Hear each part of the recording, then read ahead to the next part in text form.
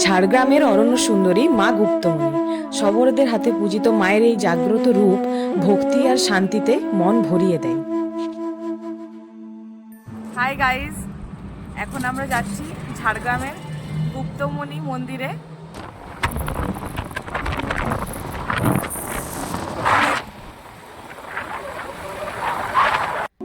মল্ল রাজাদের আমলের সেই গোপন পথ আর গভীর ইতিহাস আজও এই মন্দিরের আনাচে কানাচে মিশে আছে।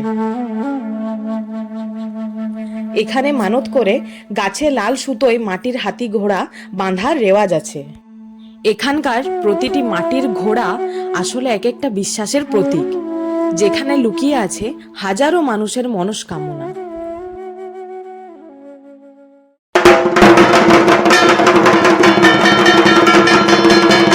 মন্দিরের গর্ভগৃহে প্রবেশ করলেই এক অদ্ভুত শান্তি মনকে ছুঁয়ে যায়। মনে হয় যেন মা তার স্নেহের আঁচল দিয়ে আমাদেরকে আগলে রেখেছেন।